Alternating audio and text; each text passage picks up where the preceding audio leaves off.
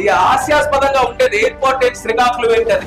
కానీ ఈ రోజు అదే ఎయిర్పోర్ట్ కి సంబంధించి రాష్ట్ర ప్రభుత్వం ఈ రోజు ఎకనామిక్ ఫీజిబిలిటీ స్టడీ చేయడానికి కూడా ఒక రిపోర్ట్ కి టెండర్ ఈ రోజు పిలిచిందనంటే ఏ రకంగా ముందుగా ఆలోచన కొనసాగుతుందో ఒకసారి మీరు అందరూ గమనించండి.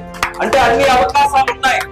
ఎయిర్పోర్ట్ లాంటి ఆలోచన ఏదైతే అసలు జరగదనుకున్నామో ఈ రోజు రాష్ట్ర ప్రభుత్వం వల్ల మనకున్నటువంటి నాయకత్వం వల్ల ఎందుకు శ్రీకాకుళంలో రాకూడదు, ఇక్కడ కూడా మనం పెట్టగలమనే ఆలోచనతో తీసుకొని వచ్చాం. అటువంటిది మనం పెడితే మీ ఇండస్ట్రీకి ఆలోచించండి. ఇప్పుడే మాట్లాడుతున్నారు ఆఫ్రికాలో పోర్టుల ద్వారా వస్తుందని. ఎందుకు ఎయిర్పోర్ట్ ఎయిర్ క్రాఫ్ట్ ద్వారా మనం తీసుకొని రాకూడదు? ఇమీడియట్ గా మీ తాలూకా ఏదైతే కార్గో ఉందో మన కనెక్టివిటీ ఉంటే డైరెక్ట్ గా మీరు ఇక్కడ ఎయిర్పోర్ట్ ఉంటే దీని ద్వారానే పంపించవచ్చు. కేవలం దేశంలో ఎక్కడికే కాదు, ఇంటర్నేషనల్ లెవెల్లో పలాస జీడిపప్పు ఎక్కడికి పంపించాలన్నా ఇమీడియట్ గా ఎయిర్పోర్ట్ ఉంటే దాని కార్గో వల్ల మీరందరూ కూడా పంపించరు. అనేక అడ్వాంటేజెస్ ఉన్నాయి ఒక ఎయిర్పోర్ట్ వస్తే. రియల్